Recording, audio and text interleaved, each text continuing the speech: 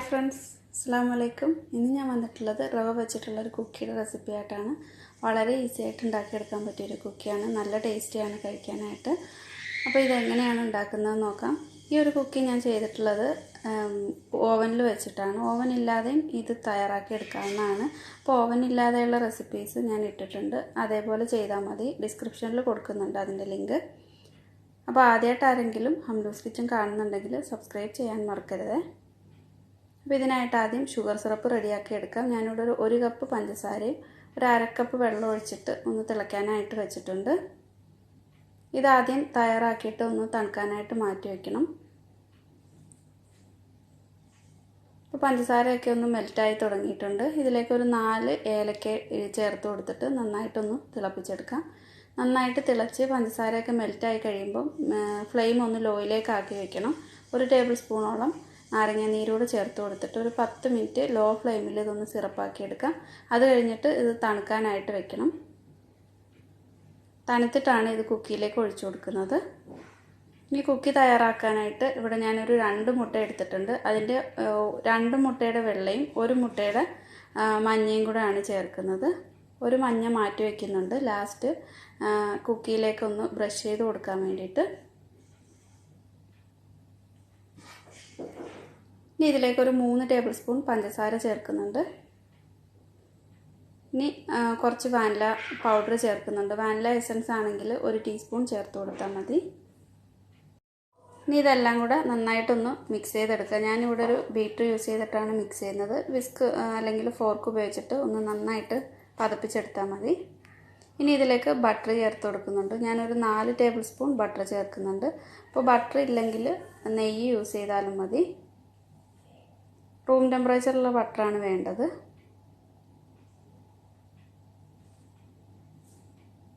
ഇനി ഇതിലേക്ക് ഒരു 1/4 കപ്പ് ഓയിൽ കൂടി ചേർക്കാം. ഞാൻ സൺഫ്ലവർ ഓയിലാണ് ചേർത്തിട്ടുള്ളത്. ഇനി എല്ലാം കൂടെ നന്നായിട്ട് ഒന്ന് മിക്സ് ചെയ്തെടുക്കാം. ഒരു നല്ല ഫ്ലേവർ കിട്ടാനായിട്ട് ഒരു 2 നുള്ള് ഏലക്ക പൊടിച്ചതുകൂടി ചേർത്തിട്ടുണ്ട്. ഇനി മിക്സാക്കി എടുക്കാം. അപ്പോൾ എല്ലാം കൂടെ മിക്സ് ചെയ്തെടുത്തിട്ടുണ്ട്. ഇനി ഇതിലേക്ക് ഒരു 1/2 കപ്പ് റവ ചേർത്ത് കൊടുക്കാം.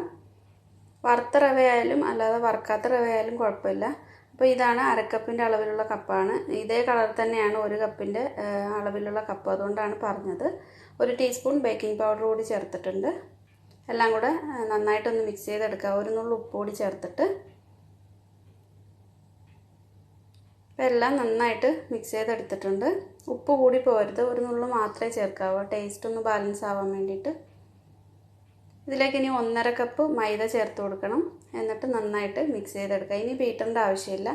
ഇതേപോലെ ഒരു സ്പാച്ചില അല്ലെങ്കിൽ ഒരു സ്പൂൺ ഉപയോഗിച്ചിട്ട് മൈദ നന്നായിട്ട് ഒന്ന് മിക്സ് ചെയ്തെടുത്താൽ മതി. അപ്പോൾ ആദ്യം 1 കപ്പ് ചേർത്തിട്ടുണ്ട്. ഇനി ഇതിലേക്ക് 1/2 കപ്പ് കൂടി ചേർത്ത് കൊടുക്കാം.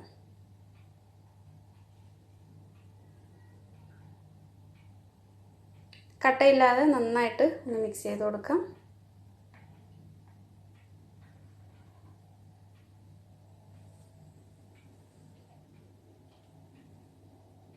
അപ്പോൾ ഇത് നന്നായിട്ട് മിക്സ് ചെയ്തെടുത്തിട്ടുണ്ട്. ഈ ഒരു പാകത്തിനാണ് വേണ്ടത്.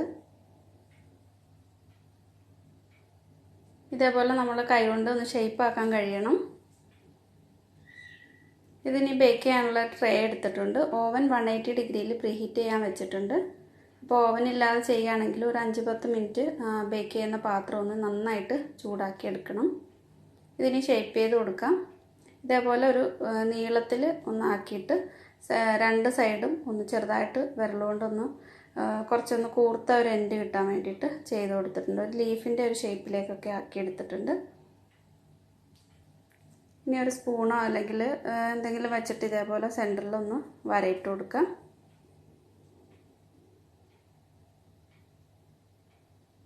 ഇനി ഇത് ബേക്ക് ചെയ്യുന്നതിന് മുമ്പായിട്ട് ഇതിലേക്ക് മുട്ട ഒന്ന് ബീറ്റ് ചെയ്തിട്ട് ബ്രഷ് ചെയ്ത് കൊടുക്കണം.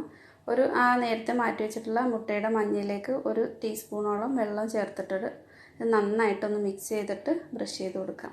അപ്പോൾ ഈ കുക്കി ബേക്ക് ചെയ്ത് വരുമ്പോൾ നല്ലൊരു കളറുണ്ടാവും. ഇനി ഇത് ബേക്ക് ചെയ്യാൻ വേണ്ടിയിട്ട് വയ്ക്കാം. എൻ്റെ ഓവനിൽ ഒരു 25 മിനിറ്റാണ് ഈ കുക്കി ബേക്ക് ചെയ്യാൻ വേണ്ടിയിട്ട് എടുക്കുന്നത്. 180 ഡിഗ്രിയിൽ തന്നെ 25 മിനിറ്റ് ബേക്ക് ചെയ്തെടുക്കാം. ഓവൻ ഇല്ലാതെയാണെങ്കിൽ ഒരു 25 മിനിറ്റ് ബേക്ക് ചെയ്തെടുത്താൽ മതി. അപ്പോൾ ഇത് 25 മിനിറ്റ് കഴിഞ്ഞിട്ടുണ്ട്. നന്നായിട്ട് കളറൊക്കെ ആയിട്ടുണ്ട്. ചൂടോടെ തന്നെ മറ്റൊരു പാത്രത്തിലേക്ക് മാറ്റുന്നുണ്ട്. എന്നിട്ട് ഇതിലേക്ക് ഷുഗർ സിറപ്പ് ഒഴിച്ചു കൊടുക്കാം. ഷുഗർ സിറപ്പ് നന്നായിട്ട് തണുത്തിരിക്കുന്ന സിറപ്പാണ്. അത് ഈ ചൂടോടെ തന്നെ ഈ ചൂട് കുക്കിയിലേക്ക് തണുത്ത സിറപ്പ് ഒഴിച്ചു കൊടുക്കാം. എന്നിട്ട് ഇത് നന്നായിട്ട് ഈ കുക്കി ആ സിറപ്പൊക്കെ അബ്സോർബ് ചെയ്ത് കഴിയുമ്പോൾ നല്ല ടേസ്റ്റാണ് കഴിക്കാനായിട്ട്. ഒരു 1-2 മണിക്കൂർ ഇത് മാറ്റി വയ്ക്കാം. എന്നിട്ട് കഴിക്കാനാണ് ഒന്നുകൂടെ നല്ല ടേസ്റ്റ്. ഞാൻ ബാക്കിയുള്ള കുക്കിയും ബേക്ക് ചെയ്യാനായിട്ട് വെക്കുന്നുണ്ട്. എന്നിട്ട് ഇതിൻ്റെ മുകളിൽ കുറച്ച് പിസ്ത പൊടിച്ചിട്ട് ഇട്ട് കൊടുക്കാം. ഈസി ആയിട്ട് ഉണ്ടാക്കാൻ പറ്റിയ കുക്കിയാണ്. എല്ലാവരും ട്രൈ ചെയ്ത് നോക്കുക. ഇഷ്ടമായിട്ടുണ്ടെങ്കിൽ ലൈക്ക് ചെയ്യുക, ഷെയർ ചെയ്യുക. സബ്സ്ക്രൈബ് ചെയ്യാത്ത ആരെങ്കിലും ഉണ്ടെങ്കിൽ സബ്സ്ക്രൈബ് ചെയ്തിട്ട് വീഡിയോസൊക്കെ അപ്ലോഡ് ചെയ്യുമ്പോൾ കിട്ടാനായിട്ട് ഓൾ എന്നുള്ള ഓപ്ഷൻ സെലക്ട് ചെയ്യാനും മറക്കരുത്. Thank you.